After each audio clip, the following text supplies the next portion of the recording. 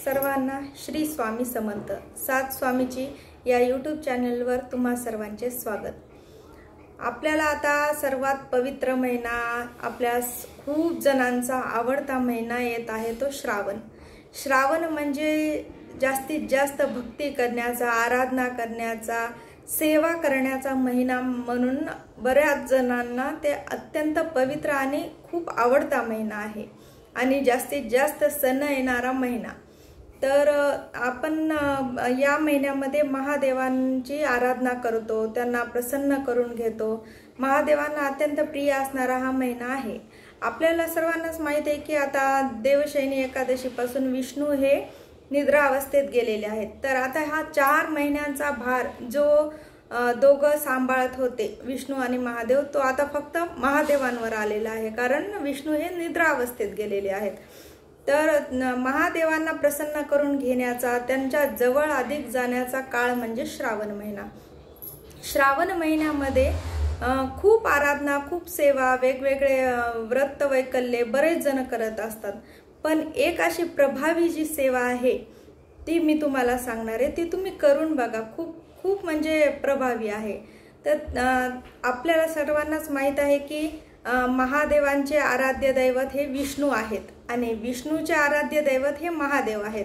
तर युगानयुगे चालत आलेली जे श्रीरामांचं नाव आहे, बऱ्याच जणाला माहित असेल की महादेव जे हजारो वर्ष तपश्चर्या करतात, ध्यानाला बसतात, ते श्रीरामांचं नावच ध्यानामध्ये श्रीरामाच्या नामाचा जप करत असतात।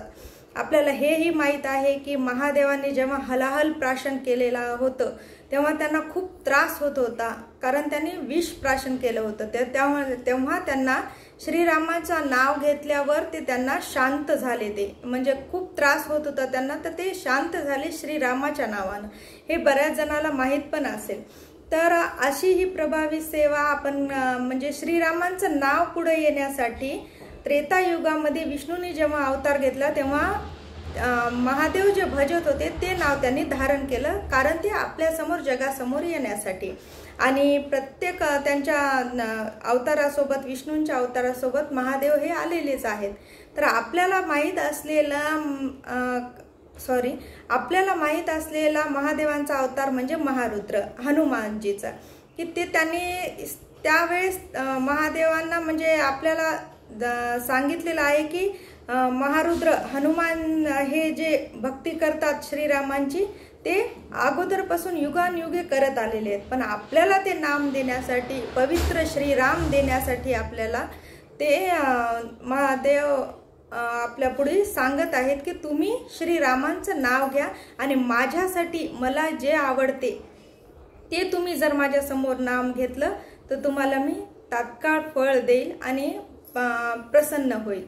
तर ते असं नाव आहे की तुम्ही जर व्रत काही करत असाल किंवा महादेवाला श्रावण महिन्यामध्ये जल अर्पण करत असाल, कोणती पूजा करत असाल, तर अगोदर अभिषेकाशिवाय महादेवाचं कोणतंच कार्य सुरू होत नाही, कारण महादेवांना अभिषेक फार प्रिय आहे। मग तुम्ही दुधाचा करा, पाण्याचा करा, कशाचा पण करू शकता। ते अभिषेक करताना सर्वात अगोदर जर तुम्ही श्रीरामांचं नाव घेऊन स्टार्ट केले, त्यांची पूजा सुरुवात केली, तर महादेवांना ते खूप प्रिय वाटेल, कारण महादेव हे महादेवांचा आराध्य आहेत श्रीराम। तर हा माझा अनुभव आहे म्हणून मी शेअर करते। तसं तर आपण काय सेवा करतो हे तर कुणाला सांगायचं नसते, पण आपल्या सांगण्यामुळे जर कुणाला आवडला असेल, कुणाला इच्छा झाली असेल, जर ते सेवा करत असेल तर सांगायला काहीच हरकत नाही। म्हणून मी माझ्या अनुभवावरून सांगते की तुम्ही आता, मी महादेवांना जल अर्पित करताना सर्वात अगोदर जल टाकतानाच म्हणते की श्रीराम जय राम, जय जय राम, श्रीराम राम राम।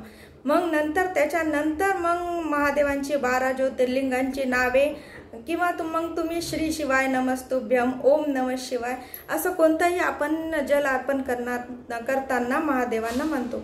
तर तुम्ही श्रीरामांच्या नावापासून सुरुवात करा, म्हणजे खूप तुम्हाला लवकर प्रचिती येईल। तुम्हाला फुलाच्या रूपात महादेव दर्शन देतील, कारण तुम्हाला हा अनुभव येईल। तुम्हाला फुलाच्या रूपात महादेव दर्शन देतील, महादेव दर्शन देतील, किंवा तुम्हाला स्वप्न रूपात असं काही दर्शन मिळेल, साप येतील. आता महादेवांचं आपल्याला माहीतच आहे की ते कशाच्या रूपानं आपल्याला सांगतात, कशाच्या रूपामध्ये सांगतात. ते स्वतः येऊ शकतात, माता पार्वतीला पाठवू शकतात, नंदी महाराज येऊ शकतात तुमच्या स्वप्नामध्ये, किंवा मी म्हणलं तसं साप येऊ शकतो. असं कुठल्याही रूपात पण नक्की देतील, कारण हा माझा स्वतःचा अनुभव आहे. तर तुम्ही नक्की ही सेवा करून बघा. आता स्टार्टिंगपासून श्रावण महिन्याच्या सुरुवातीपासून तुम्ही संकल्पयुक्त जर महादेवांना जल अर्पित केलं आणि श्रीरामांचं नाव घेऊन जर जल अर्पित केलं तर नक्कीच तुम्हाला महिन्याभरामध्ये काही ना काही संकेत, तुमची कोणती इच्छा नक्कीच पूर्ण होईल. तुम्ही नक्की करून बघा. महादेवांचं प्रिय असणारं श्रीरामांचं नाव घेऊन बघा. खूप छान वाटेल तुम्हाला, मन शांती पण भेटेल आणि महादेव पण खुश होतील. धन्यवाद.